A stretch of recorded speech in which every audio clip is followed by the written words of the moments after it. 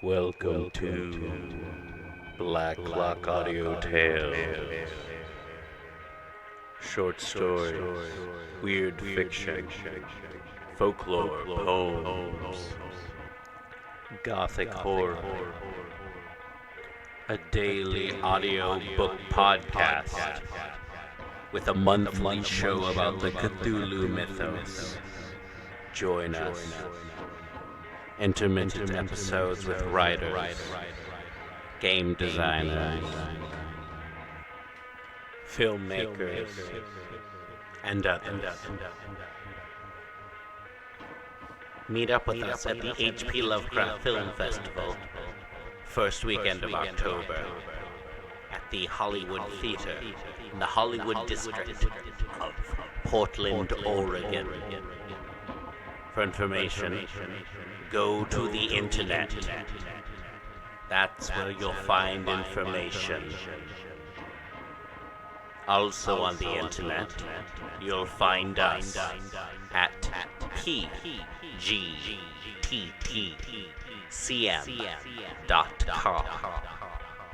short for the People's Guide to the Cthulhu Mythos, our monthly show at the end of the month, last Tuesday. This last Tuesday, Ithagua, or Ithagua, or whatever you want to say. It's a space monster. So, now, Brontë Bronty Bronti. Here we got Brontë Bronty Bronti. This is episode 12, or chapter 12 through 26, I believe, of Jane Eyre. So, yeah, enjoy that. And also, in this grouping of episodes is going to be Andrew Grace talking about chapters 1 through 11. I did it that way, so no spoilers. So, enjoy. Jane Eyre, well, Andrew Grace talking about Jane Eyre. Alright, and also, don't forget you can help support the show by going to pgttcm.com, go to shop, click on the stuff, and find out what kind of cool things we have. Also, you can find out about our patron program, help support the show, get cool stuff. Alright, on with Brontë Bronty Bronti, Jane Eyre, part of People's Guide to the Cthulhu Mythos, and Black Clock Audio Tales, month of September, and Brontes. Alright, here we go. Jane Eyre by Charlotte Brontë, Chapter 24. As I rose and dressed, I thought over what had happened, and wondered if it were a dream. I could not be certain of the reality till I had seen Mr. Rochester again, and heard him renew his words of love and promise. While arranging my hair, I looked at my face in the glass, and felt it was no longer plain.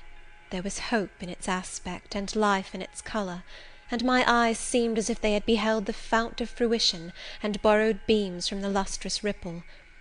I had often been unwilling to look at my master, because I feared he could not be pleased at my look, but I was sure I might lift my face to his now, and not cool his affection by its expression. I took a plain but clean and light summer dress from my drawer and put it on. It seemed no attire had ever so well become me, because none had I ever worn in so blissful a mood. I was not surprised, when I ran down into the hall, to see that a brilliant June morning had succeeded to the tempest of the night, and to feel through the open glass door the breathing of a fresh and fragrant breeze. Nature must be gladsome when I was so happy. A beggar woman and her little boy, pale ragged objects both, were coming up the walk, and I ran down and gave them all the money I happened to have in my purse, some 3 or 4 shillings. Good or bad, they must partake of my jubilee. The rooks cawed and blither birds sang, but nothing was so merry or so musical as my own rejoicing heart. Mrs. Fairfax surprised me by looking out of the window with a sad countenance, and saying gravely, "Miss Eyre, will you come to breakfast?" During the meal she was quiet and cool, but I could not undeceive her then. I must wait for my master to give explanations, and so must she. I ate what I could, and then I hastened upstairs. I met Adele leaving the schoolroom. "Where are you going? It is time for lessons." "Mr. Rochester has sent me away to the nursery." "Where is he?" "In there," pointing to the apartment she had left, and I went in, and there he stood. "Come and bid me good morning," said he. I gladly advanced, and it was not merely a cold word now, or even a shake of the hand that I received, but an embrace and a kiss. It seemed natural, it seemed genial to be so well loved, so caressed by him. "Jane, you look blooming and smiling and pretty," said he, "truly pretty this morning. Is this my pale little elf? Is this my mustard seed? This little sunny-faced girl with the dimpled cheek and rosy lips, the satin-smooth hazel hair and the radiant hazel eyes?" I had green eyes, reader, but you must excuse the mistake. For him they were new-dyed, I suppose. "It is Jane Eyre, sir." "Soon to be Jane Rochester," he added. "In 4 weeks, Janet, not a day more, do you hear that?" I did, and I could not quite comprehend it. It made me giddy. The feeling, the announcement sent through me, was something stronger than was consistent with joy, something that smote and stunned. It was, I think, almost fear. "You blushed, and now you are white, Jane. What is that for?" "Because you gave me a new name, Jane Rochester, and it seems so strange." "Yes, Mrs. Rochester," said he, "young Mrs. Rochester, Fairfax Rochester's girl bride." "It can never be, sir. It does not sound likely. Human beings never enjoy complete happiness in this world. I was not born for a different destiny to the rest of my species. To imagine such a lot befalling me is a fairy tale, a daydream." "Which I can and will realize. I shall begin to-day. This morning I wrote to my banker in London to send me certain jewels he has in his keeping, heirlooms for the ladies of Thornfield. In a day or two I hope to pour them into your lap, for every privilege, every attention shall be yours that I would accord a peer's daughter, if about to marry her." "Oh, sir, never rain jewels. I don't like to hear them spoken of. Jewels for Jane Eyre sounds unnatural and strange. I would rather not have them." "I will myself put the diamond chain round your neck and the circlet on your forehead, which it will become, for nature at least has stamped her patent of nobility on this brow, Jane, and I will clasp the bracelets on these fine wrists, and load these fairy-like fingers with rings." "No, no, sir, think of other subjects, and speak of other things, and in another strain. Don't address me as if I were a beauty. I am your plain Quakerish governess." "You are a beauty in my eyes, and a beauty just after the desire of my heart, delicate and aerial." "Puny and insignificant, you mean. You are dreaming, sir, or you are sneering. For God's sake, don't be ironical." "I will make the world acknowledge you a beauty too," he went on, while I really became uneasy at the strain he had adopted, because I felt he was either deluding himself, or trying to delude me. "I will attire my Jane in satin and lace, and she shall have roses in her hair, and I will cover the head I love best with a priceless veil." "And then you won't know me, sir, and I shall not be your Jane Eyre any longer, but an ape in a harlequin's jacket, a jay in borrowed plumes. I would as soon see you, Mr. Rochester, tricked out in stage trappings, as myself clad in a court lady's robe. And I don't call you handsome, sir, though I love you most dearly, far too dearly to flatter you. Don't flatter me." He pursued his theme, however, without noticing my deprecation. "This very day I shall take you in the carriage to Millcote, and you must choose some dresses for yourself. I told you we shall be married in 4 weeks. The wedding is to take place quietly, in the church down below yonder, and then I shall waft you away at once to town. After a brief stay there, I shall bear my treasure to regions nearer the sun, to French vineyards and Italian plains, and she shall see whatever is famous in old story and in modern record. She shall taste, too, of the life of cities, and she shall learn to value herself by just comparison with others." "Shall I travel, and with you, sir?" "You shall sojourn at Paris, Rome, and Naples, at Florence, Venice, and Vienna, All the ground I have wandered over shall be re-trodden by you. Wherever I have stamped my hoof, your sylph's foot shall step also.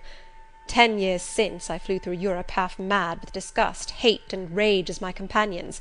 Now I shall revisit it, healed and cleansed, with a very angel as my comforter." I laughed at him as he said this. "I am not an angel," I asserted, "and I will not be one till I die. I will be myself. Mr. Rochester, you must neither expect nor exact anything celestial of me, for you will not get it, any more than I shall get it of you, which I do not at all anticipate." "What do you anticipate of me?" "For a little while you will perhaps be as you are now, a very little while, and then you will turn cool, and then you will be capricious, and then you will be stern, and I shall have much ado to please you. But when you get well used to me, you will perhaps like me again. Like me, I say, not love me. I suppose your love will effervesce in 6 months or less. I have observed in books written by men that period assigned as the farthest to which a husband's ardour extends. Yet, after all, as a friend and companion, I hope never to become quite distasteful to my dear master." "Distasteful! And like you again! I think I shall like you again, and yet again; and I will make you confess I do not only like, but love you, with truth, fervour, constancy." "Yet are you not capricious, Sir?" "To women who please me only by their faces. I am the very devil when I find out they have neither souls nor hearts, when they open to me a perspective of flatness, triviality, and perhaps imbecility, coarseness, and ill temper. But to the clear eye and eloquent tongue, to the soul made of fire, and the character that bends but does not break, at once supple and stable, tractable and consistent, I am ever tender and true." "Had you ever experience of such a character, Sir? Did you ever love such a one?" "I love it now." "But before me, if I, indeed, in any respect, come up to your difficult standard?"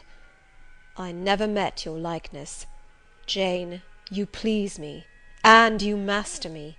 You seem to submit, and I like the sense of pliancy you impart, and while I am twining the soft silken skein round my finger, it sends a thrill up my arm to my heart. I am influenced, conquered, and the influence is sweeter than I can express, and the conquest I undergo has a witchery beyond any triumph I can win. Why do you smile, Jane? What does that inexplicable, that uncanny turn of countenance mean?" "I was thinking, Sir, you will excuse the idea, it was involuntary, I was thinking of Hercules and Samson with their charmers." "You were, you little elfish—" "Hush, Sir! You don't talk very wisely just now, any more than those gentlemen acted very wisely. However, had they been married, they would no doubt by their severity as husbands have made up for their softness as suitors, and so will you, I fear. I wonder how you will answer me a year hence, should I ask a favour it does not suit your convenience or pleasure to grant?" "Ask me something now, Jane, the least thing. I desire to be entreated." "Indeed I will, Sir. I have my petition all ready." "Speak; but if you look up and smile with that countenance, I shall swear concession before I know to what, and that will make a fool of me." "Not at all, Sir. I only ask this: don't send for the jewels, and don't crown me with roses. You might as well put a border of gold lace round that plain pocket handkerchief you have there." "I might as well gild refined gold. I know it. Your request is granted, then, for the time. I will remand the order I dispatched to my banker. But you have not yet asked for anything. You have prayed a gift to be withdrawn. Try again."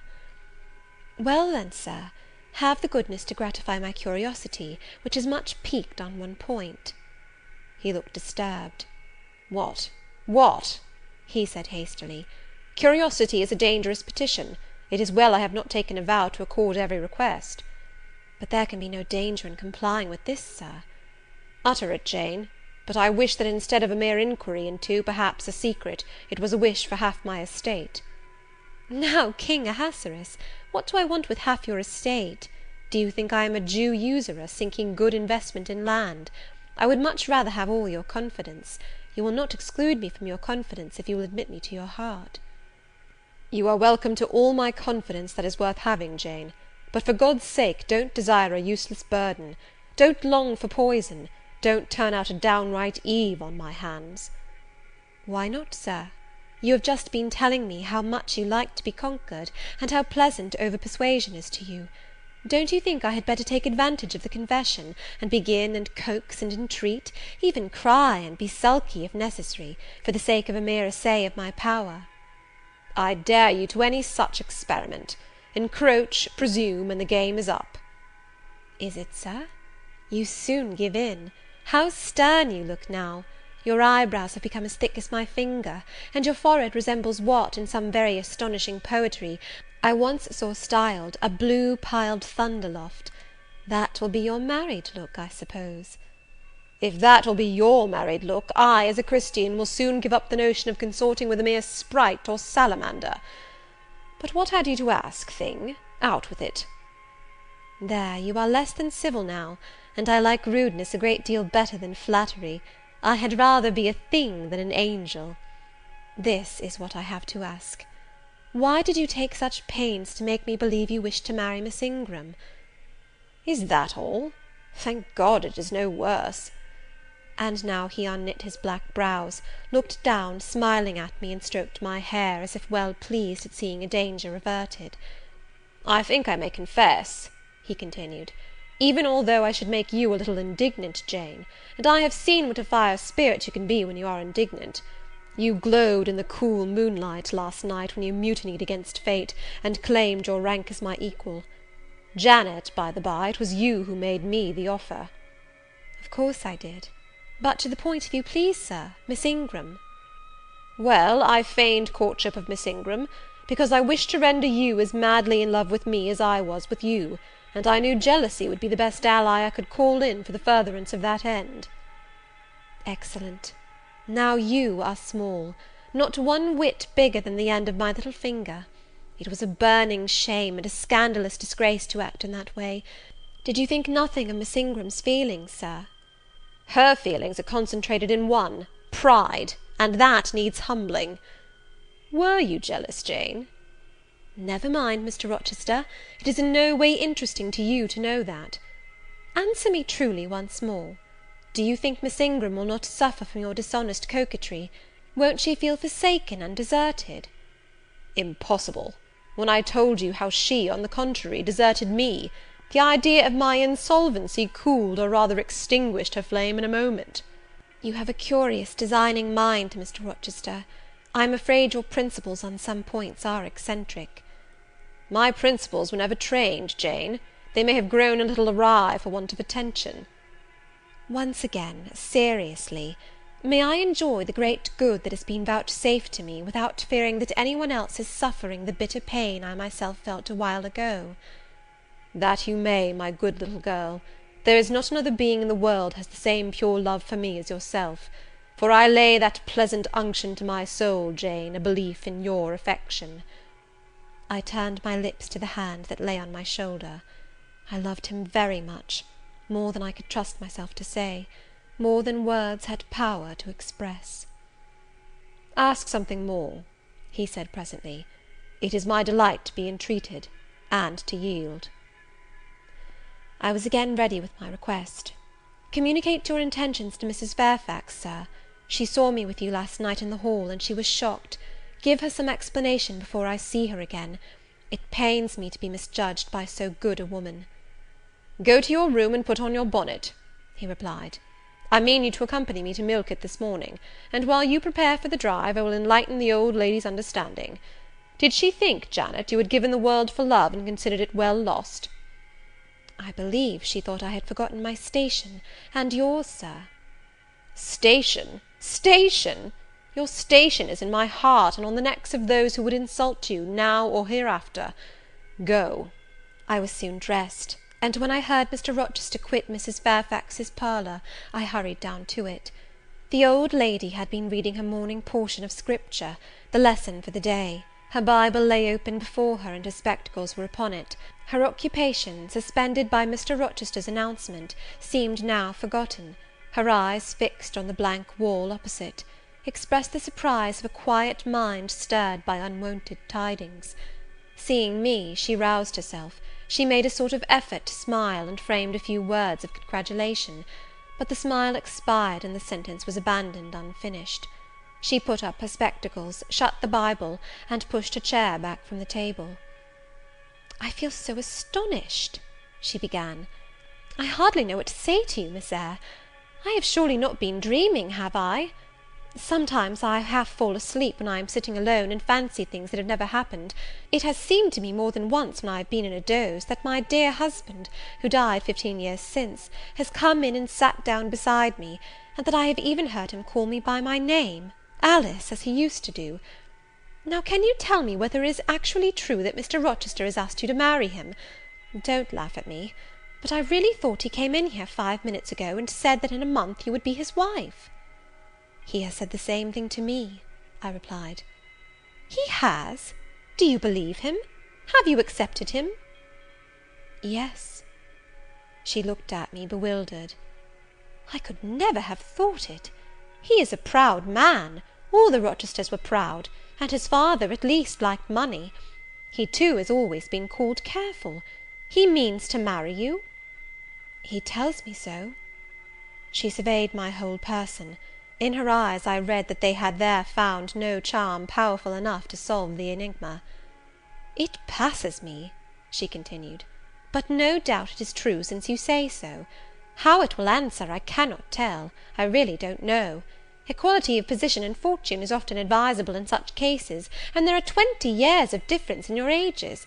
He might almost be your father." "No, indeed, Mrs. Fairfax," exclaimed I, nettled, "he is nothing like my father. No one who saw us together would suppose it for an instant. Mr. Rochester looks as young, and is as young, as some men at 25. "Is it really for love he is going to marry you?" she asked.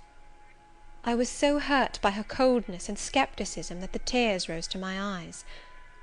"I am sorry to grieve you," pursued the widow, "but you are so young, and so little acquainted with men, I wish to put you on your guard. It is an old saying, that all is not gold that glitters, and in this case I do fear there will be something found to be different to what either you or I expect." "Why, am I a monster?" I said. "Is it impossible that Mr. Rochester should have a sincere affection for me?" "No, you are very well, and much improved of late, and Mr. Rochester, I dare say, is fond of you. I have always noticed that you were a sort of pet of his. There are times when, for your sake, I have been a little uneasy at his marked preference, and have wished to put you on your guard; but I did not like to suggest even the possibility of wrong. I knew such an idea would shock, perhaps offend you, and you were so discreet, and so thoroughly modest and sensible, I hoped you might be trusted to protect yourself. Last night I cannot tell you what I suffered when I sought all over the house, and could find you nowhere, nor the master either, and then at 12 o'clock saw you come in with him." "Well, never mind that now," I interrupted impatiently. "It is enough that all was right." "I hope all will be right in the end," she said; "but believe me, you cannot be too careful. Try and keep Mr. Rochester at a distance. Distrust yourself as well as him. Gentlemen in his station are not accustomed to marry their governesses." I was growing truly irritated. Happily Adele ran in. Let me go to Milko too," she cried. "Mr. Rochester won't, so there is so much room in the new carriage. Beg him to let me go, mademoiselle." "That I will, Adele," and I hastened away with her, glad to quit my gloomy monitress. The carriage was ready, they were bringing it round to the front, and my master was pacing the pavement, Pilot following him backwards and forwards. "Adele may accompany us, may she not, Sir?" "I told her no. I'll have no brats. I'll have only you." "Oh, do let her go, Mr. Rochester, if you please, it would be better." "Not it. She will be a restraint." He was quite peremptory, both in look and voice. The chill of Mrs. Fairfax's warnings and the damp of her doubts were upon me. Something of unsubstantiality and uncertainty had beset my hopes. I half lost the sense of power over him. I was about mechanically to obey him without further remonstrance, but as he helped me into the carriage, he looked at my face. "What is the matter?" he said. "All the sunshine is gone. Do you really wish the bairn to go? Will it annoy you if she is left behind?" "I would far rather she went, Sir." "Then off for your bonnet, and back like a flash of lightning," cried he to Adele. She obeyed him with what speed she might. "After all, a single morning's interruption will not matter much," said he, "when I mean shortly to claim you, your thoughts, conversation, and company, for life?" Adele, when lifted in, commenced kissing me by way of expressing her gratitude for my intercession. She was instantly stowed away into a corner on the other side of him. She then peeped round to where I sat, so stern a neighbour was too restrictive to him, in his present fractious mood. She dared whisper no observations, nor ask of him any information. "Let her come to me," I entreated. "She will perhaps trouble you, Sir. There is plenty of room on this side." He handed her over as if she had been a lap-dog. "I'll send her to school yet," he said, but now he was smiling. Adele heard him, and asked if she was to go to school. "Sans Mademoiselle?" "Yes," he replied, "absolutely sans Mademoiselle, for I am to take Mademoiselle to the moon, and there I shall seek a cave in one of the white valleys among the volcano tops, and Mademoiselle shall live with me there, and only me." "She will have nothing to eat, you will starve her," observed Adele. "I shall gather manna for her morning and night. The plains and hillsides in the moon are bleached with manna, Adele." "She will want to warm herself. What will she do for a fire?" "Fire rises out of the lunar mountains. When she is cold, I'll carry her up to a peak, and lay her down on the edge of a crater." "Oh, qu'elle y sera mal, peu confortable! And her clothes, they will wear out. How can she get new ones?" Mr. Rochester professed to be puzzled. Said he, "what would you do, Adele? Cudgel your brains for an expedient. How would a white or pink cloud answer for a gown, do you think? And one could cut a pretty enough scarf out of a rainbow." "She is far better as she is," concluded Adele, after musing some time. "Besides, she would get tired of living with you only in the moon. If I were Mademoiselle, I would never consent to go with you." "She has consented. She has pledged her word." "But you can't get her there. There is no road to the moon. It is all air, and neither you nor she can fly." "Adele, look at that field." We were now outside Thornfield gates, and bowling lightly along the smooth road to Milket, where the dust was well laid by the thunderstorm, and where the low hedges and lofty timber trees on each side glistened green and rain refreshed. "In that field, Adele, I was walking late one evening about a fortnight since, the evening of the day you helped me to make hay in the orchard meadows, and as I was tired with raking swaths, I sat down to rest me on a stile, and there I took out a little book and pencil, and began to write about a misfortune that befell me long ago, and a wish I had for happy days to come. I was writing away very fast, though daylight was fading from the leaf, when something came up the path and stopped 2 yards off me. I looked at it. It was a little thing with a veil of gossamer on its head. I beckoned it to come near me. It soon stood at my knee. I never spoke to it, and it never spoke to me, in words. But I read its eyes, and it read mine, and our speechless colloquy was to this effect. It was a fairy, and come from Elfland, it said, and its errand was to make me happy. I must go with it out of the common world to a lonely place, such as the moon, for instance, and it nodded its head towards her horn, rising over Hay Hill. It told me of the alabaster cave and silver vale where we might live. I said I should like to go, but reminded it, as you did me, that I had no wings to fly. "Oh," returned the fairy, "that does not signify. Here is a talisman that will remove all difficulties," and she held out a pretty gold ring. "Put it," she said, "on the 4th finger of my left hand, and I am yours, and you are mine, and we shall leave earth and make our own heaven yonder." She nodded again at the moon. "The ring, Adele, is in my breeches pocket, under the disguise of a sovereign, but I mean soon to change it to a ring again." "But what has Mademoiselle to do with it? I don't care for the fairy. You said it was Mademoiselle you would take to the moon." "Mademoiselle is a fairy," he said, whispering mysteriously. Whereupon I told her not to mind his badinage, and she, on her part, evinced a fund of genuine French scepticism, denominating Mr. Rochester un vrai menteur, and assuring him that she made no account whatever of his contes de fées, and that, du reste, il n'y avait pas de fées, et quand même il y en avait, she was sure they would never appear to him, nor ever give him rings, or offer to live with him in the moon. The hour spent at Milket was a somewhat harassing one to me. Mr. Rochester obliged me to go to a certain silk warehouse. There I was ordered to choose 6 dresses. I hated the business. I begged leave to defer it. No, it should be gone through with now. By dint of entreaties expressed in energetic whispers, I reduced the half-dozen to 2. These, however, he vowed he would select himself. With anxiety I watched his eye rove over the gay stores. He fixed on a rich silk of the most brilliant amethyst dye, and a superb pink satin. I told him in a new series of whispers that he might as well buy me a gold gown and a silver bonnet at once. I should certainly never venture to wear his choice. With infinite difficulty, for he was stubborn as a stone, I persuaded him to make an exchange in favour of a sober black satin and a pearl grey silk.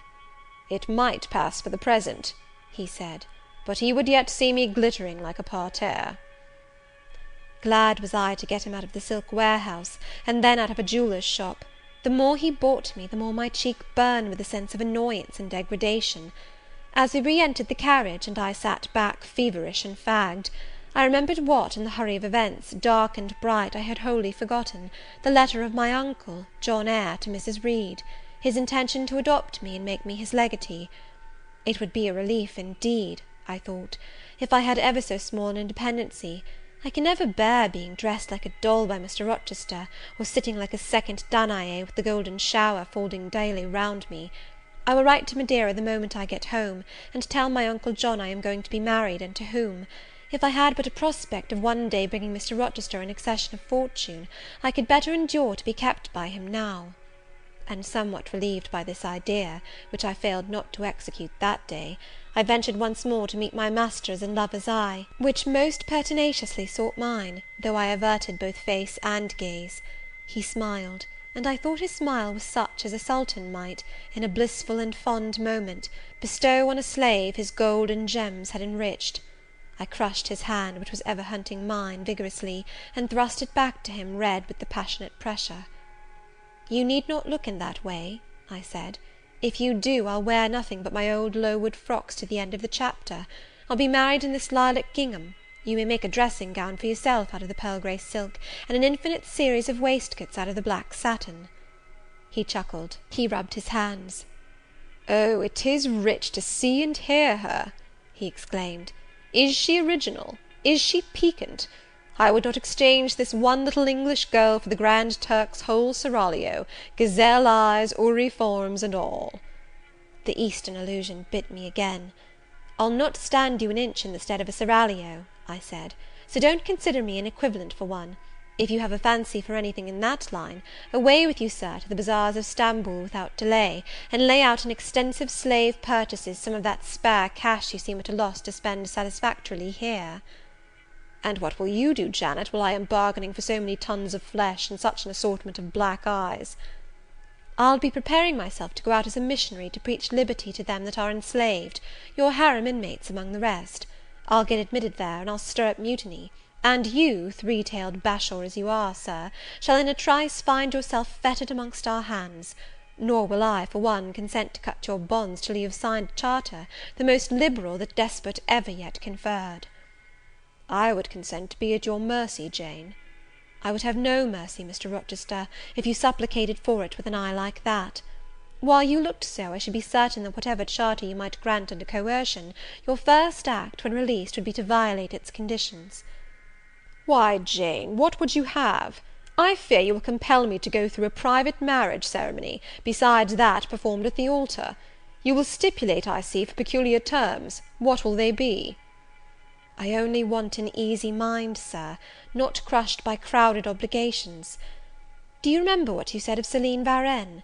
Of the diamonds, the cashmeres you gave her? I will not be your English Céline Varenne.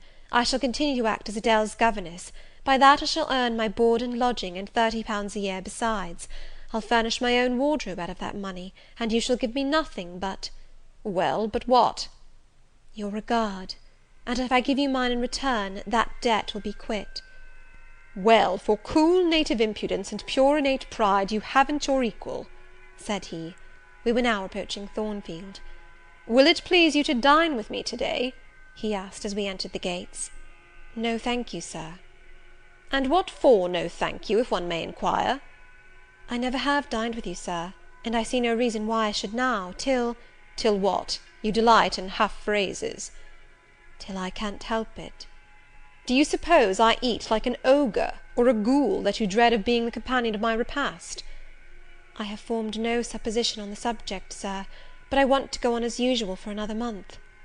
"You will give up your governessing slavery at once?" "Indeed, begging your pardon, Sir, I shall not. I shall just go on with it as usual. I shall keep out of your way all day, as I have been accustomed to do. You may send for me in the evening, when you feel disposed to see me, and I'll come then, but at no other time." "I want a smoke, Jane, or a pinch of snuff, to comfort me under all this, pour me donner une contenance, as Adele would say; and unfortunately I have neither my cigar case nor my snuff box. But listen, whisper. It is your time now, little tyrant, but it will be mine presently; and when once I have fairly seized you, to have and to hold, I'll just, figuratively speaking, attach you to a chain like this," touching his watch guard. "Yes, wee bonny thing, I'll wear you in my bosom, lest my jewel I should tine." He said this as he helped me to alight from the carriage, and while he afterwards lifted out Adele, I entered the house, and made good my retreat up stairs. He duly summoned me to his presence in the evening. I had prepared an occupation for him, for I was determined not to spend the whole time in tête-à-tête conversation. I remembered his fine voice.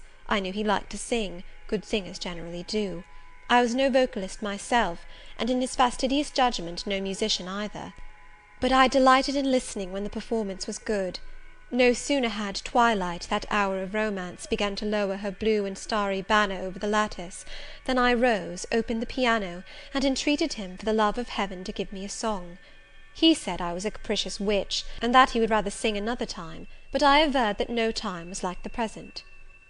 "Did I like his voice?" he asked. "Very much.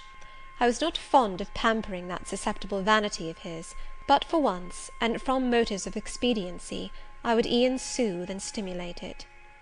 "Then, Jane, you must play the accompaniment." "Very well, Sir, I will try." I did try, but was presently swept off the stool, and denominated a little bungler. Being pushed unceremoniously to one side, which was precisely what I wished, he usurped my place, and proceeded to accompany himself, for he could play as well as sing. I hied me to the window recess; and while I sat there and looked out at the still trees and dim lawn, to a sweet air was sung in mellow tones the following strain: "The truest love that ever heart felt at its kindled core, did through each vein in quickened start the tide of being pour.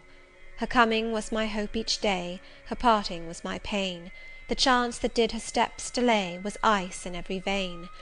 I dreamed it would be nameless bliss, as I loved, loved to be, and to this object did I press, as blind as eagerly. But wide as pathless was the space that lay our lives between, and dangerous as the foamy race of ocean's surges green. And haunted as a robber path through wilderness or wood, for might and right, and woe and wrath, between our spirits stood.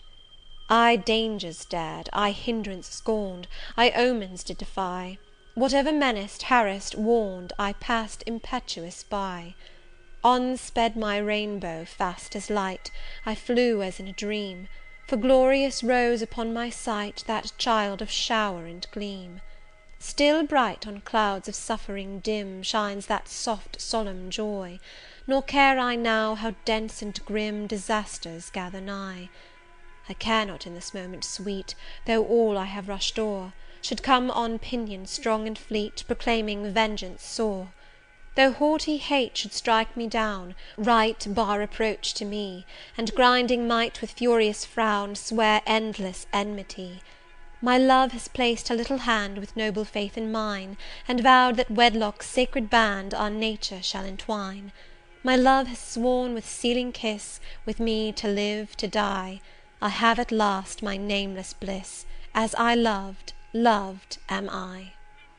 He rose and came towards me, and I saw his face all kindled, and his full falcon eye flashing, and tenderness and passion in every lineament. I quailed momentarily, and then I rallied. Soft scene, daring demonstration I would not have, and I stood in peril of both. A weapon of defence must be prepared. I wetted my tongue. As he reached me, I asked with asperity, whom he was going to marry now? That was a strange question to be put by his darling Jane. Indeed? I considered it a very natural and necessary one. He had talked of his future wife dying with him. What did he mean by such a pagan idea? I had no intention of dying with him, he might depend on that. Oh, all he longed, all he prayed for, was I might live with him. Death was not for such as I.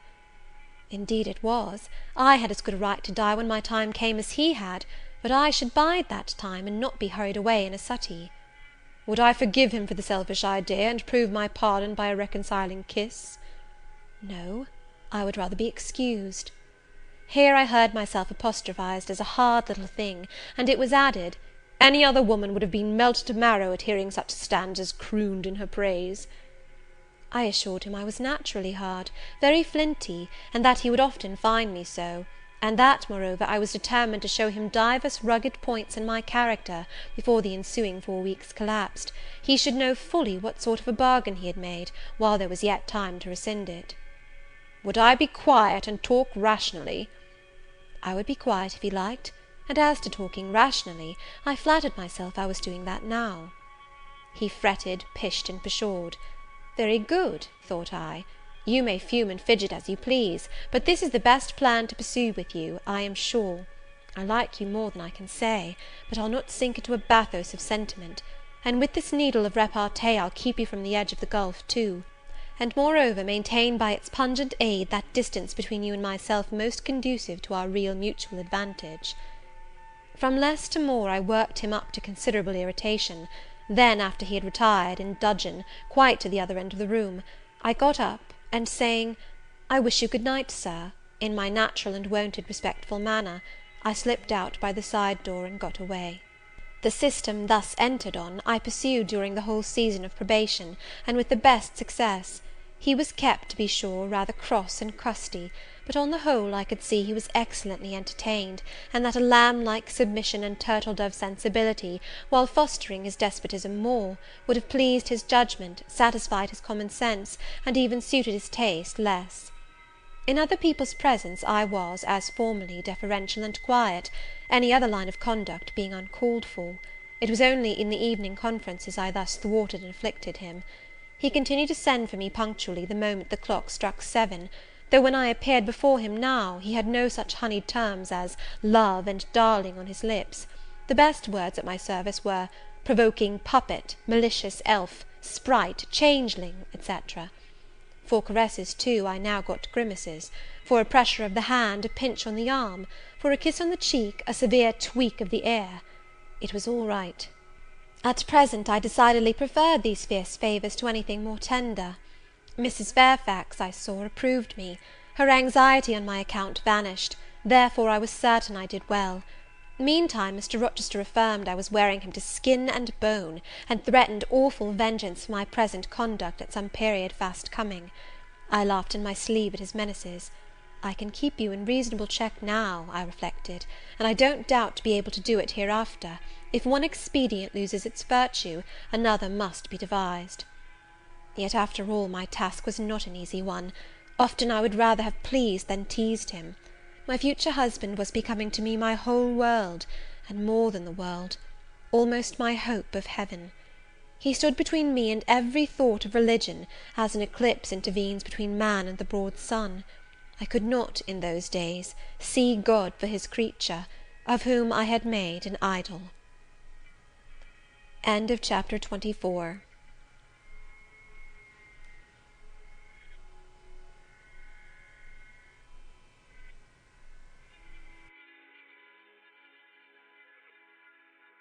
Hey everyone, thank you again for listening to Black Clock Audio Tales.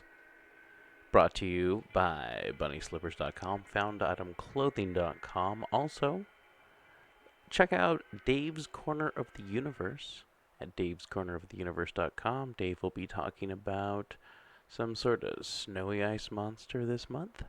And check out and help support the show by going to pgttcm.threadless.com. We've got t-shirts there, and the shop in pgttcm.com.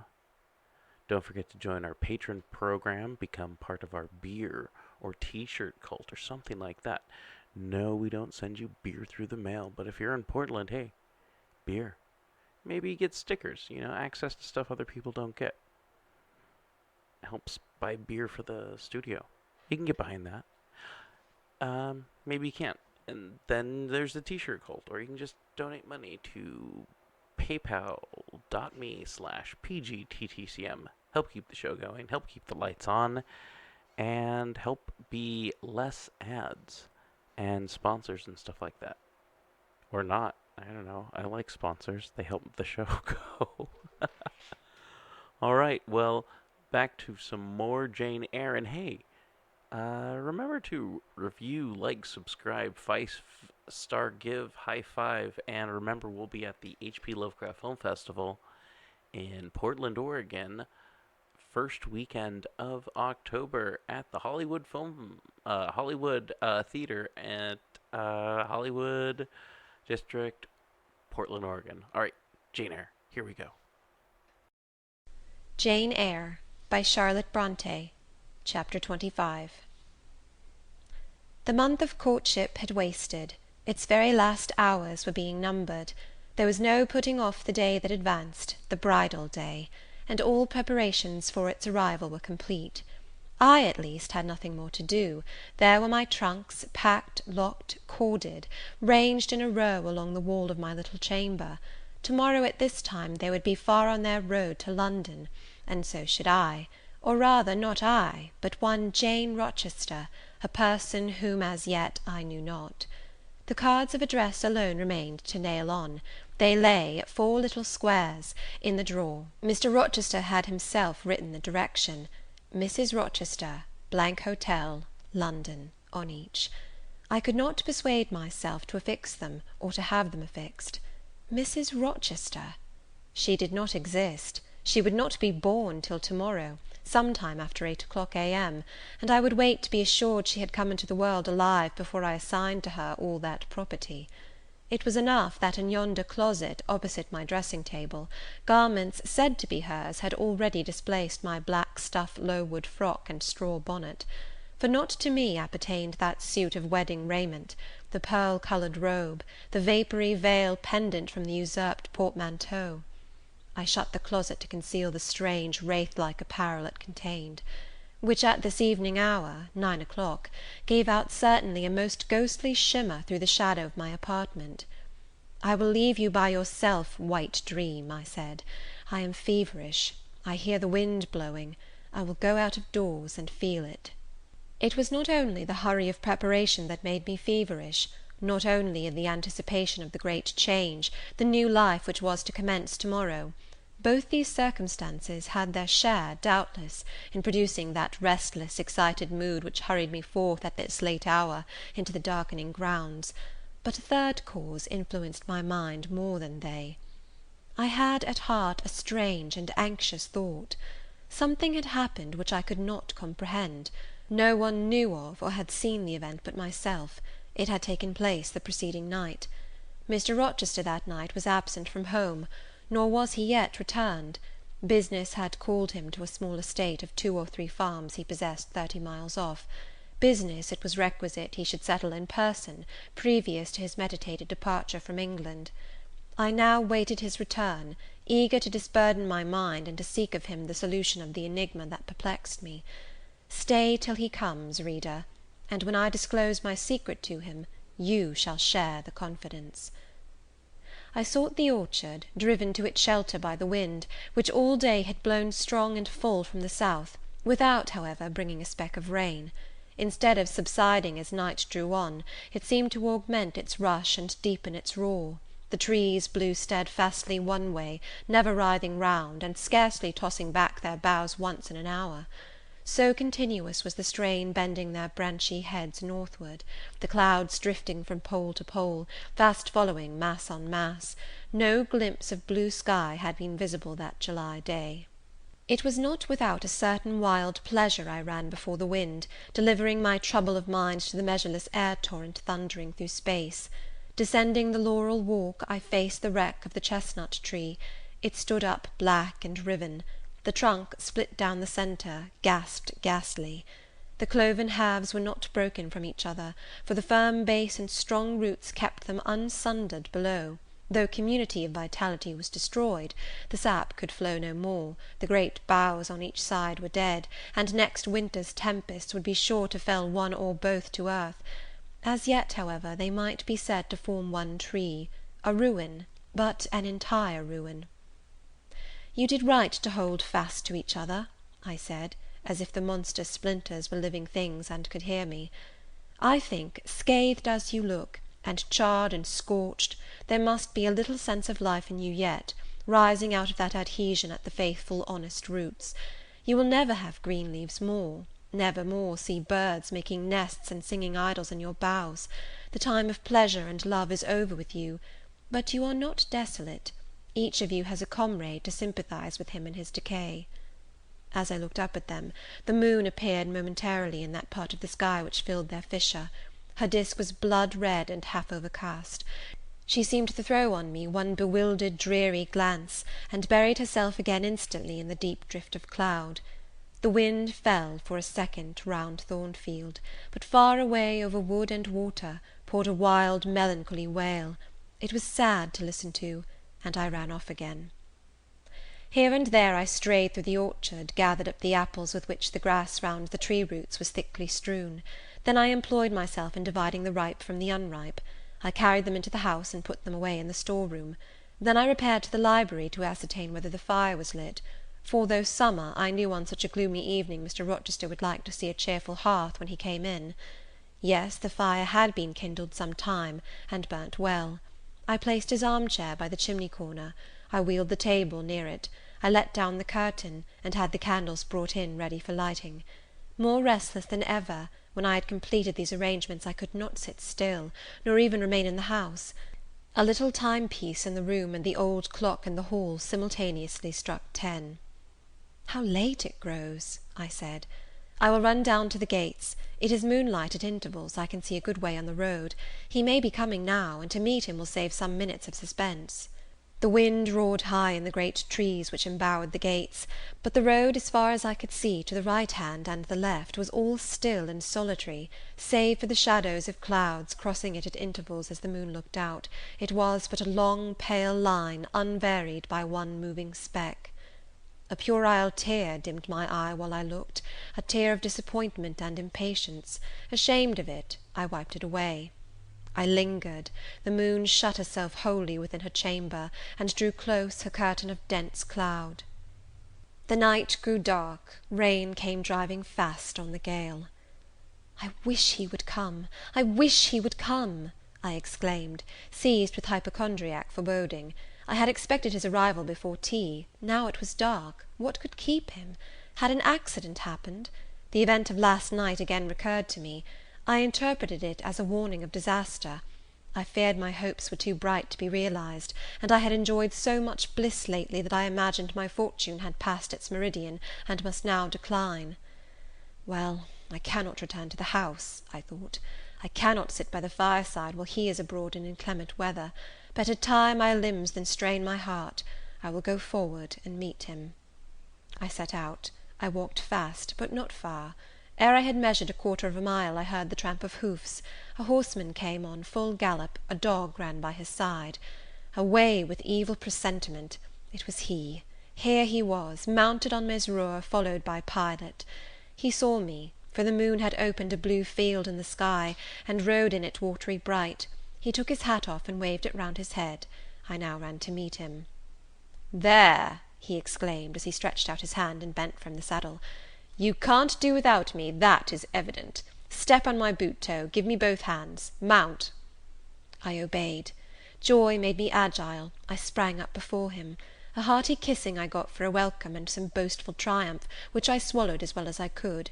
He checked himself in his exultation to demand, "But is there anything the matter, Janet, that you come to meet me at such an hour? Is there anything wrong?" "No, but I thought you would never come. I could not bear to wait in the house for you, especially with this wind and rain." "Rain and wind, indeed! Yes, you are dripping like a mermaid. Pull my cloak round you. But I think you are feverish, Jane. Both your cheek and hand are burning hot. I ask again, is there anything the matter?" "Nothing now. I am neither afraid nor unhappy." "Then you have been both." "Rather. But I'll tell you all about it by and by, sir, and I dare say you will only laugh at me for my pains."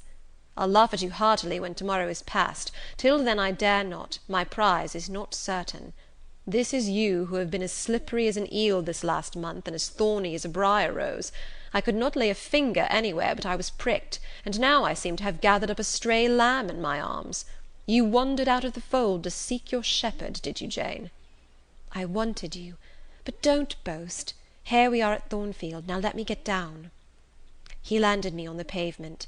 As John took his horse, and he followed me into the hall, he told me to make haste and put on something dry, and then return to him in the library; and he stopped me, as I made for the staircase, to extort a promise that I would not be long. Nor was I long. In 5 minutes I rejoined him. I found him at supper. "Take a seat and bear me company, Jane. Please God, it is the last meal but one you will eat at Thornfield Hall for a long time." I sat down near him, but told him I could not eat. "Is it because you have the prospect of a journey before you, Jane? Is it thoughts of going to London that takes away your appetite?" "I cannot see my prospects clearly to-night, sir, and I hardly know what thoughts I have in my head. Everything in life seems unreal." "Except me. I am substantial enough. Touch me." "You, sir, are the most phantom-like of all. You are a mere dream." He held out his hand, laughing. "Is that a dream?" said he, placing it close to my eyes. He had a rounded, muscular, and vigorous hand, as well as a long, strong arm. "Yes, though I touch it, it is a dream," said I, as I put it down from before my face. "Sir, have you finished supper?" "Yes, Jane." I rang the bell and ordered away the tray. When we were again alone, I stirred the fire, and then took a low seat at my master's knee. "It is near midnight," I said. "Yes, but remember, Jane, you promised to wake with me the night before my wedding." "I did, and I will keep my promise, for an hour or two at least. I have no wish to go to bed." "Are all your arrangements complete?" "All, sir." "And on my part likewise," he returned. "I have settled everything, and we shall leave Thornfield to-morrow, within half an hour after our return from church." "Very well, sir." With what an extraordinary smile you uttered that word, "very well," Jane! What a bright spot of colour you have on each cheek, and how strangely your eyes glitter! Are you well?" "I believe I am." "Believe? What is the matter? Tell me what you feel." "I could not, sir. No words could tell you what I feel. I wish this present hour would never end. Who knows with what fate the next may come charged?" "This is hypochondria, Jane. You have been over-excited or over-fatigued." "Do you, sir, feel calm and happy?" "Calm? No. But happy, to the heart's core." I looked up at him to read the signs of bliss in his face. It was ardent and flushed. "Give me your confidence, Jane," he said. "Relieve your mind of any weight that oppresses it, by imparting it to me. What do you fear? That I shall not prove a good husband?" "It is the idea farthest from my thoughts." "Are you apprehensive of the new sphere you are about to enter? Of the new life into which you are passing?" "No." "You puzzle me, Jane. Your look and tone of sorrowful audacity perplex and pain me. I want an explanation." "Then, sir, listen. You were from home last night." "I was. I know that, and you hinted a while ago at something which had happened in my absence. Nothing probably of consequence, but in short it has disturbed you. Let me hear it. Mrs. Fairfax has said something, perhaps, or you have overheard the servants talk. Your sensitive self-respect has been wounded." "No, sir. It struck 12. I waited till the timepiece had concluded its silver chime, and the clock its hoarse vibrating stroke, and then I proceeded. All day yesterday I was very busy, and very happy in my ceaseless bustle, for I am not, as you seem to think, troubled by any haunting fears about the new sphere, etc. I think it a glorious thing to have the hope of living with you, because I love you. No, sir, don't caress me now. Let me talk undisturbed. Yesterday I trusted well in Providence, and believed that events were working together for your good and mine. It was a fine day, if you recollect. The calmness of the air and sky forbade apprehensions respecting your safety or comfort on your journey. I walked a little on the pavement after tea, thinking of you, and I beheld you in imagination so near me I scarcely missed your actual presence. I thought of the life that lay before me, your life, sir, an existence more expansive and stirring than my own, as much more so as the depths of the sea to which the brook runs are than the shallows of its own straight channel. I wondered why moralists call this world a dreary wilderness. For me it blossomed like a rose. Just at sunset the air turned cold and the sky cloudy. I went in. Sophy called me upstairs to look at my wedding dress, which they had just brought, and under it, in the box, I found your present, the veil which, in your princely extravagance, you sent for from London, resolved, I suppose, since I would not have jewels, to cheat me into accepting something as costly. I smiled as I unfolded it, and devised how I would tease you about your aristocratic tastes, and your efforts to mask your plebeian bride in the attributes of a peeress. I thought how I would carry down to you the square of unembroidered blonde I had myself prepared as a covering for my low-born head, and ask if that was not good enough for a woman who could bring her husband neither fortune, beauty, nor connections.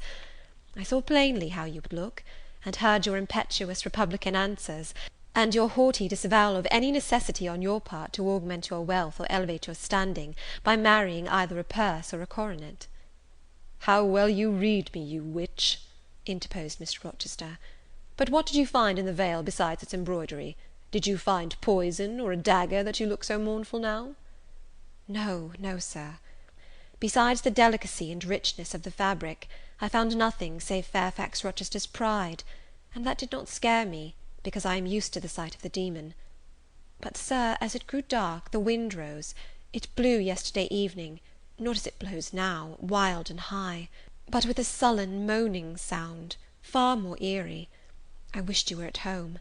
I came into this room, and the sight of the empty chair and fireless hearth chilled me. For some time after I went to bed I could not sleep. A sense of anxious excitement distressed me. The gale still rising seemed to my ear to muffle a mournful undersound.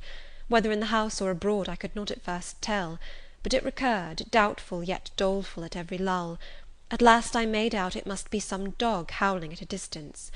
I was glad when it ceased. On sleeping, I continued in dreams the idea of a dark and gusty night. I continued also the wish to be with you, and experienced a strange, regretful consciousness of some barrier dividing us. During all my first sleep I was following the windings of an unknown road. Total obscurity environed me. Rain pelted me. I was burdened with the charge of a little child, a very small creature, too young and feeble to walk, and which shivered in my cold arms, and wailed piteously in my ear. I thought, Sir, that you were on the road a long way before me, and I strained every nerve to overtake you, and made effort on effort to utter your name and entreat you to stop, but my movements were fettered, and my voice still died away inarticulate, while you, I felt, withdrew farther and farther every moment. "And those dreams weigh on your spirits now, Jane, when I am close to you? Little nervous subject! Forget visionary woe, and think only of real happiness. You say you love me, Janet? Yes, I will not forget that, and you cannot deny it. Those words did not die inarticulate on your lips. I heard them clear and soft, a thought too solemn perhaps, but sweet as music. I think it is a glorious thing to have the hope of living with you, Edward, because I love you. Do you love me, Jane? Repeat it." "I do, Sir, I do, with my whole heart." "Well," he said, after some minutes' silence, "it is strange, but that sentence has penetrated my breast painfully. Why? I think because you said it with such an earnest religious energy, and because your upward gaze at me now is the very sublime of faith, truth, and devotion. It is too much as if some spirit were near me. Look wicked, Jane, as you know well how to look. Coin one of your wild, shy, provoking smiles. Tell me you hate me. Tease me, vex me, do anything but move me.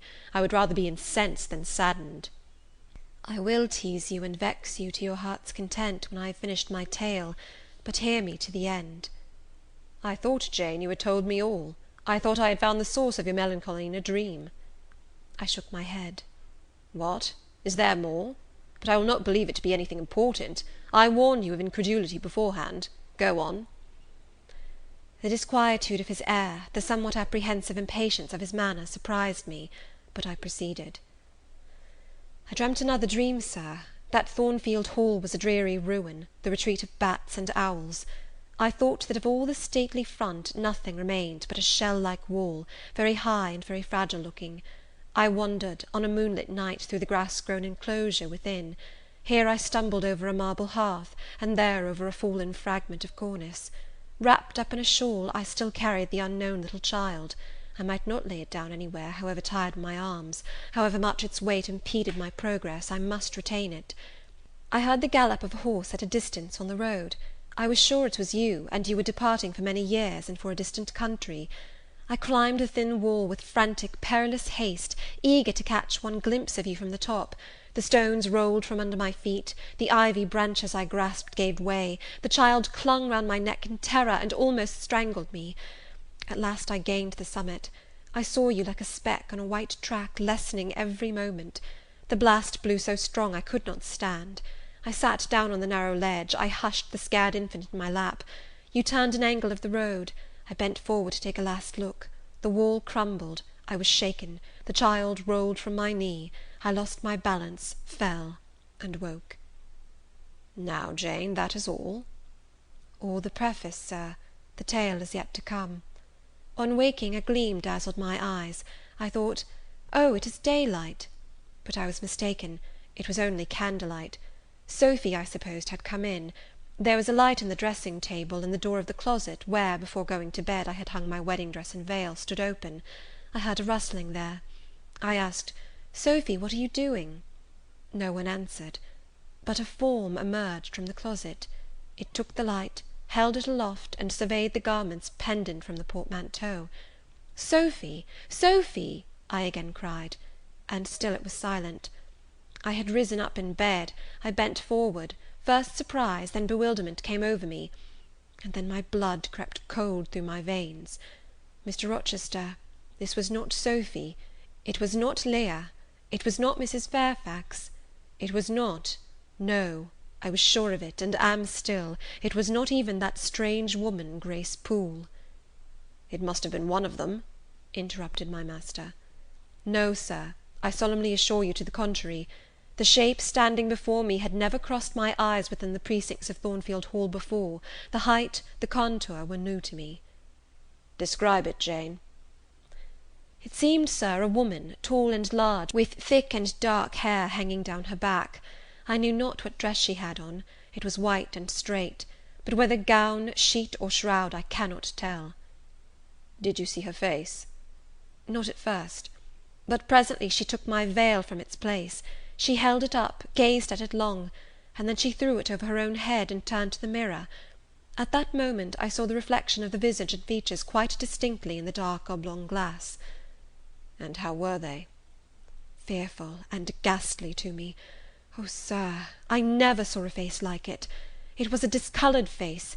It was a savage face. I wish I could forget the roll of the red eyes and the fearful blackened inflation of the lineaments. Ghosts are usually pale, Jane. This, sir, was purple. The lips were swelled and dark, the brow furrowed, the black eyebrows widely raised over the bloodshot eyes. Shall I tell you of what it reminded me? You may. Of the foul German spectre, the vampire. Ah, what did it do? Sir, it removed my veil from its gaunt head, rent it in two parts, and flinging both on the floor, trampled on them. Afterwards? It drew aside the window curtain and looked out. Perhaps it saw dawn approaching, for, taking the candle, it retreated to the door. Just at my bedside, the figure stopped. The fiery eyes glared upon me. She thrust up her candle close to my face, and extinguished it under my eyes. I was aware her lurid visage flamed over mine, and I lost consciousness. For the second time in my life, only the second time, I became insensible from terror. Who was with you when you revived? No one, sir, but the broad day. I rose, bathed my head and face in water, drank a long draught, felt that though enfeebled I was not ill, and determined that to none but you would I impart this vision. Now, sir, tell me who and what that woman was. The creature of an overstimulated brain, that is certain. I must be careful of you, my treasure. Nerves like yours were not made for rough handling. Sir, depend upon it, my nerves were not in fault. The thing was real. The transaction actually took place. And your previous dreams, were they real too? Is Thornfield Hall a ruin? Am I severed from you by insuperable obstacles? Am I leaving you without a tear, without a kiss, without a word? Not yet. Am I about to do it? Why, the day is already commenced which is to bind us indissolubly, and when we are once united there shall be no recurrence of these mental terrors. I guarantee that. Mental terrors, sir? I wish I could believe them to be only such. I wish it more now than ever. since even you cannot explain to me the mystery of that awful visitant. And since I cannot do it, Jane, it must have been unreal. But, sir, when I said so to myself on rising this morning, and when I looked round the room to gather courage and comfort from the cheerful aspect of each familiar object in full daylight, there, on the carpet, I saw what gave the distinct lie to my hypothesis, the veil, torn from top to bottom in two halves. I felt Mr. Rochester start and shudder. He hastily flung his arms round me. "Thank God," he exclaimed, "that if anything malignant did come near you last night, it was only the veil that was harmed. Oh, to think what might have happened!" He drew his breath short, and strained me so close to him I could scarcely pant. After some minutes' silence, he continued cheerily, "Now, Janet, I'll explain to you all about it. It was half dream, half reality.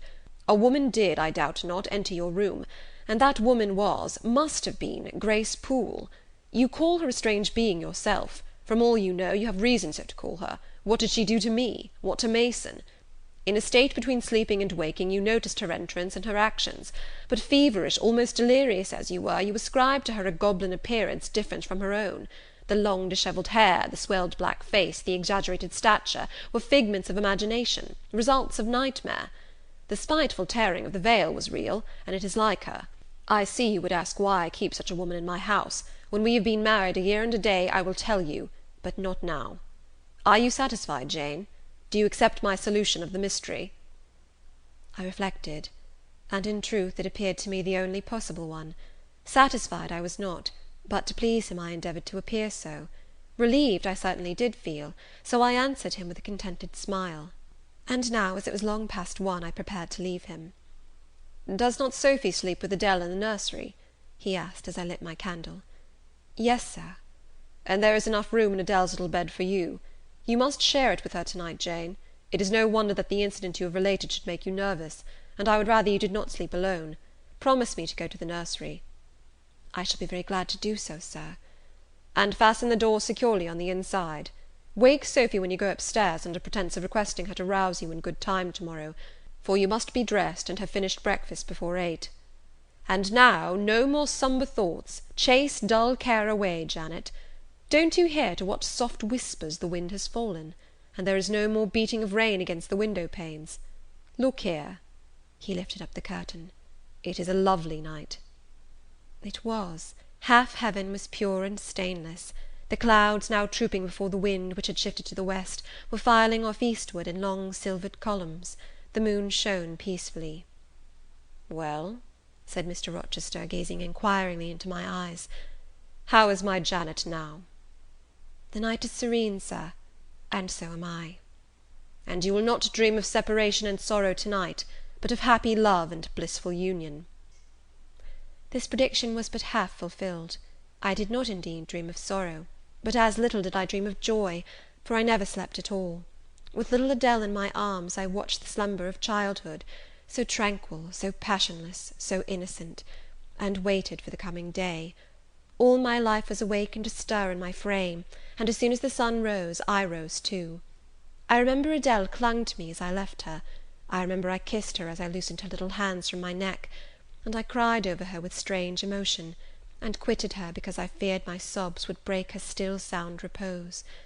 She seemed the emblem of my past life, and here I was now to array myself to meet the dread but adored type of my unknown future day. End of chapter 25.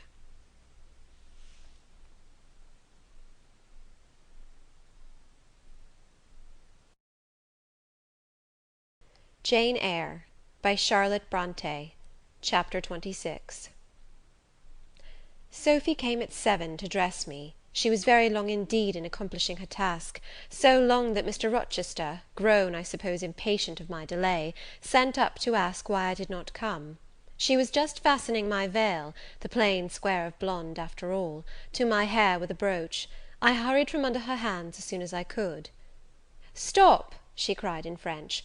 "Look at yourself in the mirror, you have not taken one peep." So I turned at the door.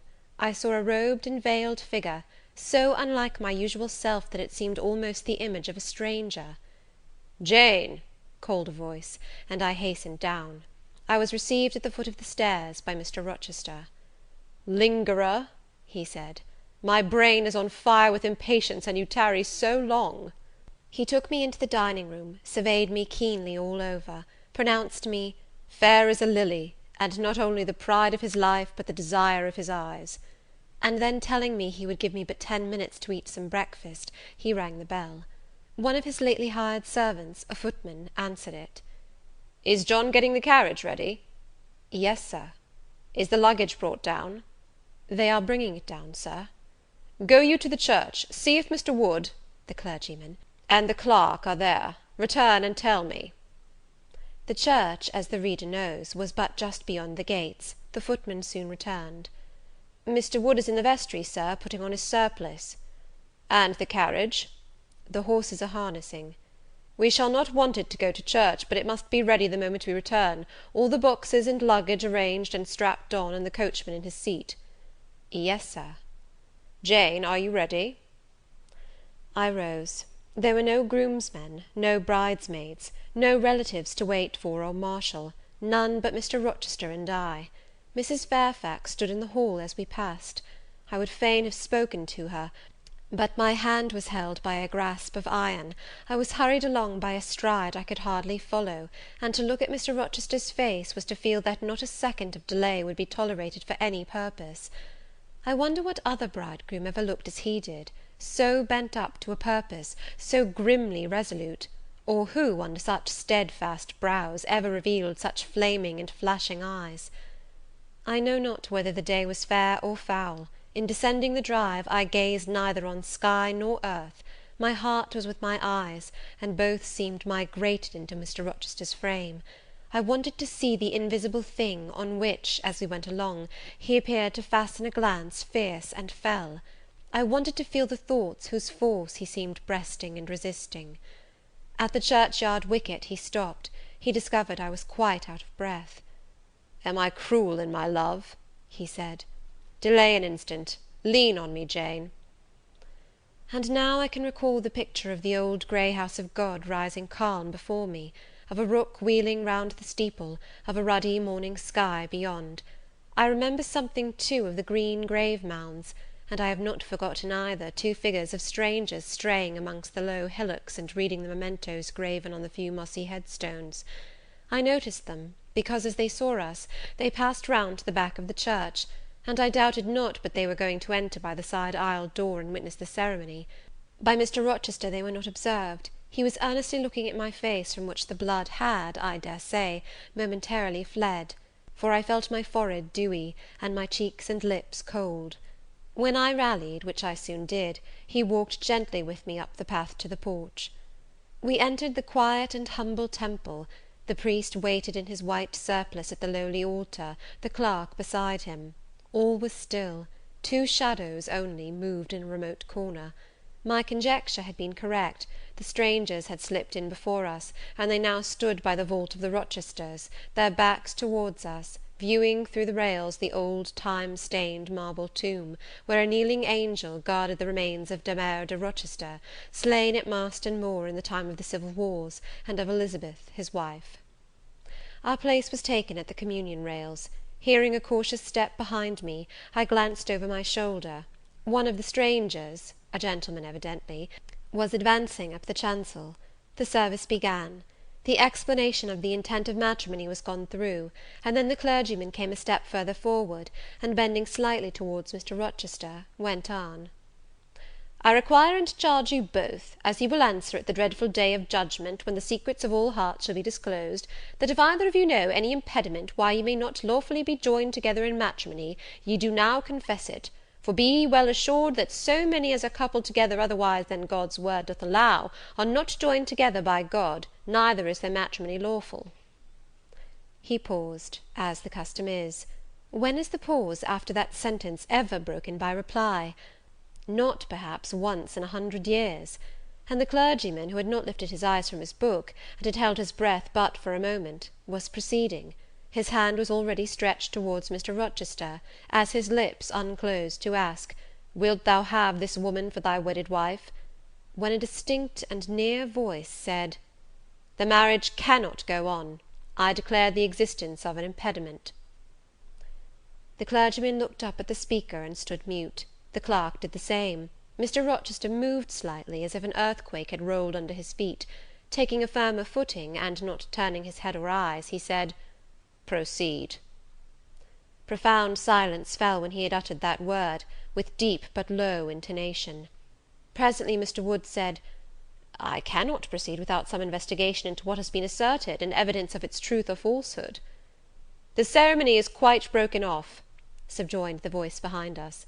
"I am in a condition to prove my allegation. An insuperable impediment to this marriage exists."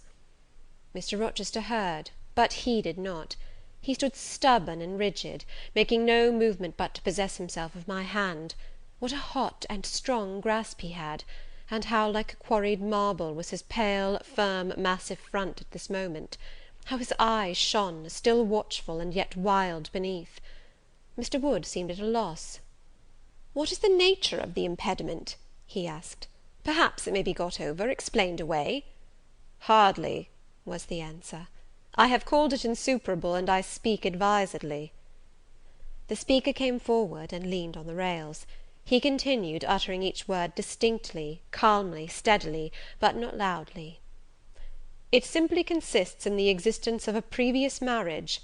Mr. Rochester has a wife, now living." My nerves vibrated to those low-spoken words as they had never vibrated to thunder. My blood felt their subtle violence as it had never felt frost or fire. But I was collected, and in no danger of swooning. I looked at Mr. Rochester. I made him look at me. His whole face was colourless rock. His eye was both spark and flint. He disavowed nothing. He seemed as if he would defy all things. Without speaking, without smiling, without seeming to recognize in me a human being, he only twined my waist with his arm, and riveted me to his side. "Who are you?" he asked of the intruder. "My name is Briggs, a solicitor of Street, London." "And you would thrust on me a wife?" "I would remind you of your lady's existence, sir, which the law recognizes, if you do not." "Favour me with an account of her, with her name, her parentage, her place of abode." "Certainly." Mr. Briggs calmly took a paper from his pocket, and read out in a sort of official, nasal voice, "I affirm and can prove that on the 20th of October, A.D., a date of some 15 years back, Edward Fairfax Rochester of Thornfield Hall in the county of and of Ferndean Manor in shire, England, was married to my sister, Bertha Antoinetta Mason, daughter of Jonas Mason, merchant, and of Antoinetta his wife, a Creole, at Church, Spanish Town, Jamaica. The record of the marriage will be found in the register of that church. A copy of it is now in my possession. Signed, Richard Mason." "That, if a genuine document, may prove I have been married, but it does not prove that the woman mentioned therein as my wife is still living." "She was living 3 months ago," returned the lawyer. "How do you know?" "I have a witness to the fact, whose testimony even you, sir, will scarcely controvert." "Produce him, or go to hell." "I will produce him first. He is on the spot. Mr. Mason, have the goodness to step forward." Mr. Rochester, on hearing the name, set his teeth. He experienced, too, a sort of strong convulsive quiver. Near to him as I was, I felt the spasmodic movement of fury or despair run through his frame. The second stranger, who had hitherto lingered in the background, now drew near. A pale face looked over the solicitor's shoulder. Yes, it was Mason himself. Mr. Rochester turned and glared at him. His eye, as I have often said, was a black eye.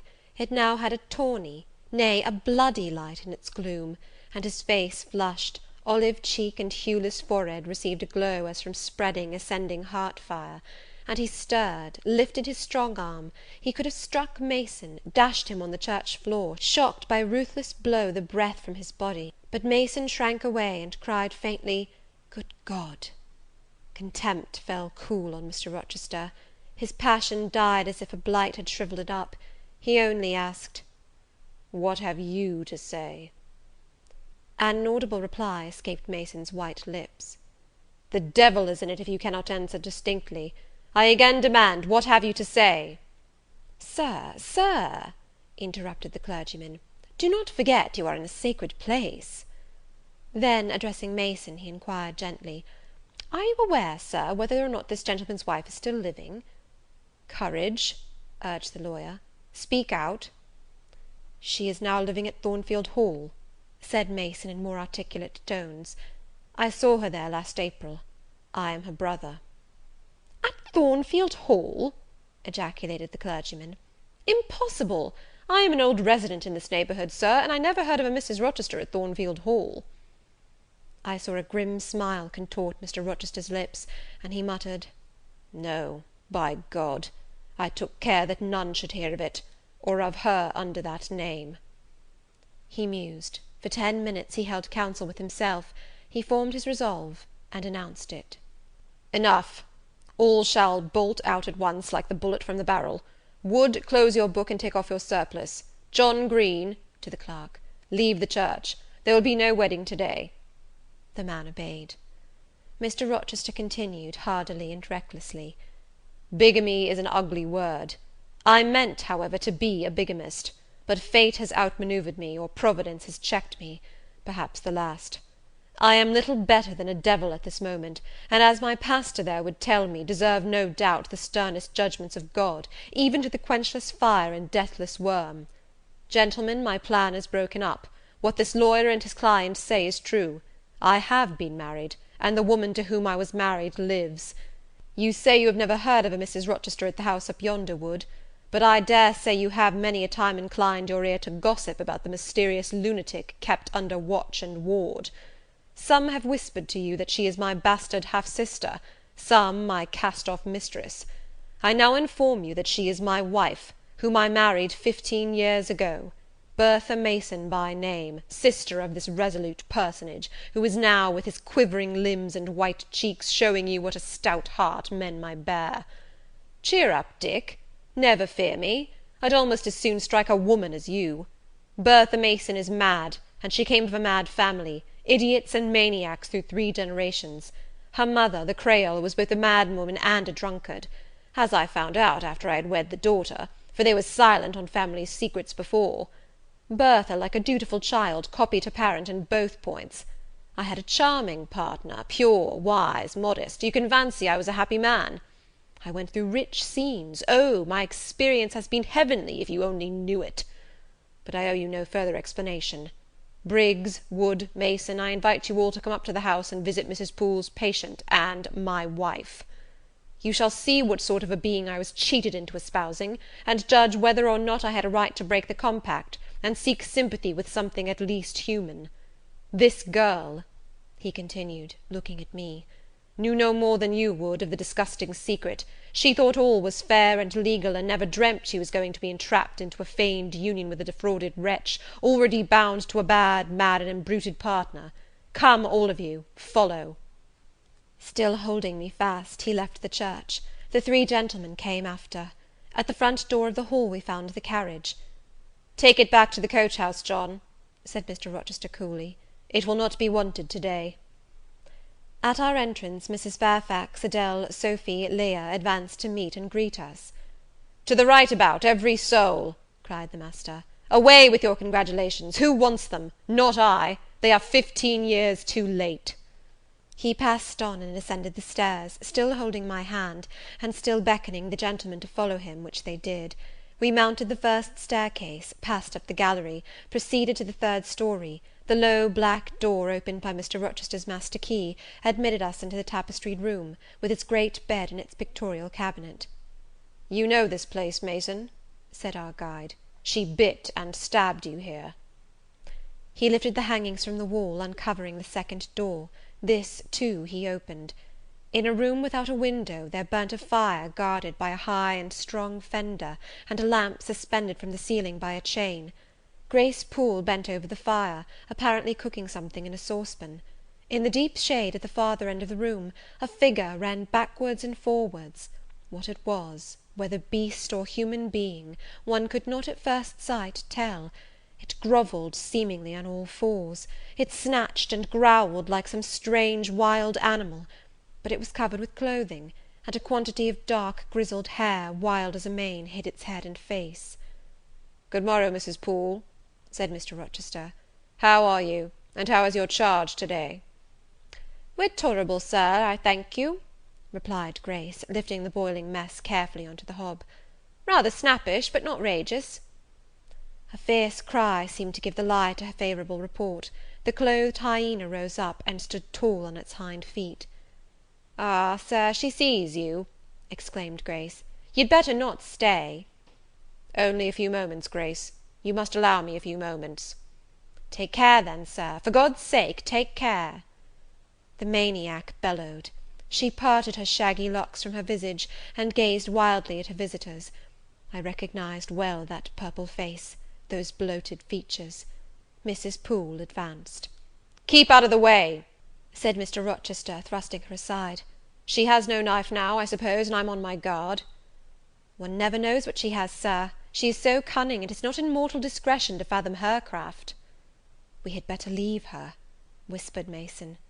"Go to the devil," was his brother-in-law's recommendation. "Where?" cried Grace. The three gentlemen retreated simultaneously. Mr. Rochester flung me behind him.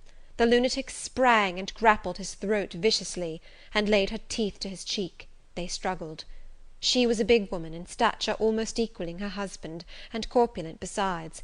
She showed virile force in the contest. More than once she almost throttled him, athletic as he was. He could have settled her with a well-planted blow, but he would not strike, he would only wrestle. At last he mastered her arms, Grace Poole gave him a cord, and he pinioned them behind her. With more rope, which was at hand, he bound her to a chair. The operation was performed amidst the fiercest yells and the most convulsive plunges. Mr. Rochester then turned to the spectators. He looked at them with a smile both acrid and desolate. "That is my wife," said he. "Such is the sole conjugal embrace I am ever to know. Such are the endearments which are to solace my leisure hours.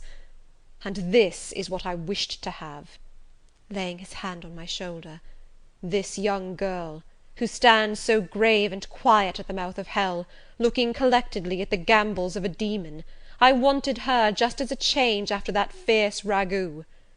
Wood and Briggs, look at the difference. Compare these clear eyes with the red balls yonder, this face with that mask, this form with that bulk. Then judge me, priest of the gospel and man of the law, and remember, with what judgment ye judge, ye shall be judged. Off with you now. I must shut up my prize." We all withdrew. Mr. Rochester stayed a moment behind us, to give some further order to Grace Poole. The solicitor addressed me as he descended the stair. "You, madam," said he, "are cleared from all blame. Your uncle will be glad to hear it, if indeed he should be still living, when Mr. Mason returns to Madeira." "My uncle? What of him? Do you know him?" "Mr. Mason does. Mr. Eyre has been the functional correspondent of his house for some years. When your uncle received your letter intimating the contemplated union between yourself and Mr. Rochester, Mr. Mason, who was staying at Madeira to recruit his health, on his way back to Jamaica, happened to be with him. Mr. Eyre mentioned the intelligence, for he knew that my client here was acquainted with a gentleman of the name of Rochester. Mr. Mason, astonished and distressed, as you may suppose, revealed the real state of matters. Your uncle, I am sorry to say, is now on a sick bed, from which, considering the nature of his disease, decline, and the stage it has reached, it is unlikely he will ever rise. He could not then hasten to England himself, to extricate you from the snare into which you had fallen, but he implored Mr. Mason to lose no time in taking steps to prevent the false marriage. He referred him to me for assistance. I used all dispatch, and am thankful I was not too late, as you, doubtless, must be also. Were I not morally certain that your uncle will be dead ere you reach Madeira, I would advise you to accompany Mr. Mason back; but as it is, I think you had better remain in England till you can hear further, either from or of Mr. Eyre. Have we anything else to stay for?" he inquired of Mr. Mason. "No, no, let us be gone," was the anxious reply; and, without waiting to take leave of Mr. Rochester, they made their exit at the hall door. The clergyman stayed to exchange a few sentences, either of admonition or reproof, with his haughty parishioner. This duty done, he too departed. I heard him go as I stood at the half-open door of my own room, to which I had now withdrawn. The house cleared, I shut myself in, fastened the bolt that none might intrude, and proceeded, not to weep, not to mourn, I was yet too calm for that, but mechanically to take off the wedding dress, and replace it by the stuff gown I had worn yesterday, as I thought, for the last time. I then sat down. I felt weak and tired. I leaned my arms on the table, and my head dropped on them. And now, I thought, till now I had only heard, seen, moved, followed up and down where I was led or dragged, watched event rush on event, disclosure open beyond disclosure. But now I thought. The morning had been a quiet morning enough, all except the brief scene with the lunatic. The transaction in the church had not been noisy. There was no explosion of passion, no loud altercation, no dispute, no defiance or challenge, no tears, no sobs. A few words had been spoken, a calmly pronounced objection to the marriage made, some stern, short questions put by Mr. Rochester, answers, explanations given, evidence adduced, an open admission of the truth had been uttered by my master. Then the living proof had been seen, the intruders were gone, and all was over. I was in my own room as usual, just myself, without obvious change. Nothing had smitten me, or scathed me, or maimed me. And yet, where was the Jane Eyre of yesterday? Where was her life? Where were her prospects? Jane Eyre, who had been an ardent, expectant woman, almost a bride, was a cold, solitary girl again. Her life was pale, her prospects were desolate. A Christmas frost had come at midsummer, a white December storm had whirled over June. Ice glazed the ripe apples, drifts crushed the blowing roses. On hayfield and cornfield lay a frozen shroud. Lanes which last night blushed full of flowers, to-day were pathless with untrodden snow.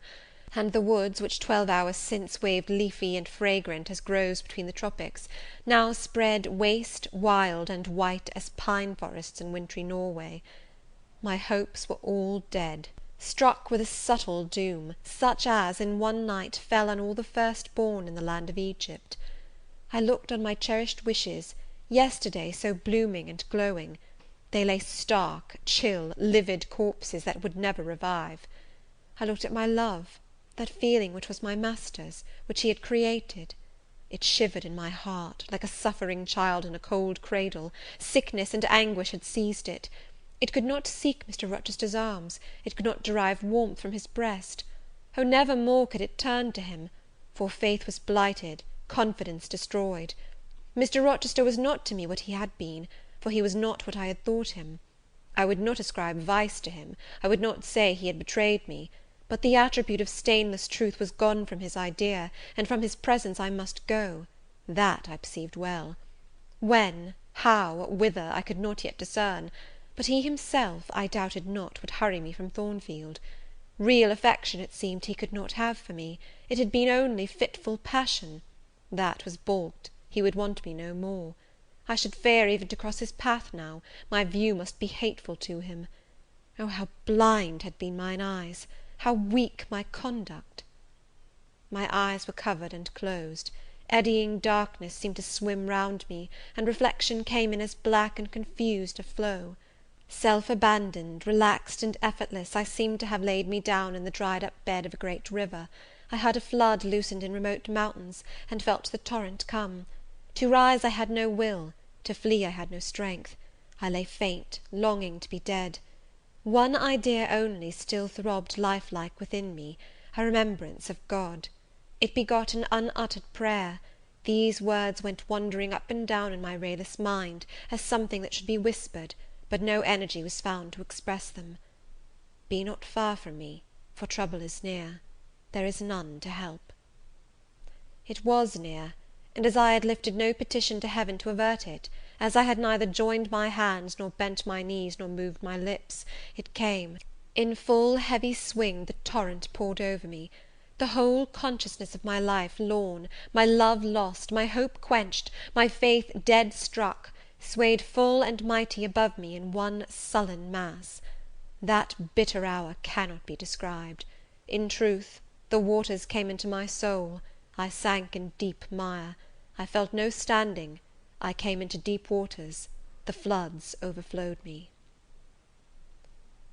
End of chapter 26.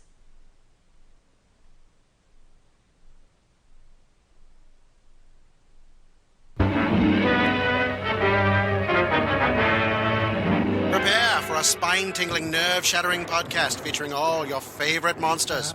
You won't believe your ears when you listen to Monster Kid Radio.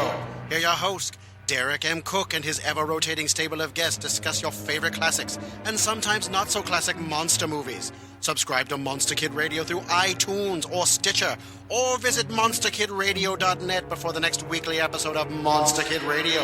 Go through the archives for interviews with Sarah Karloff, Victoria Price, and Joel Hodgson. Listen to discussions about movies like Creature from the Black Lagoon, Island of Terror, and King Kong. And don't forget convention coverage from Monster Bash and the H.P. Lovecraft Film Festival, Classic Monsters, Modern Talk, and the Head of Rondo Hatton, only on Monster Kid Radio.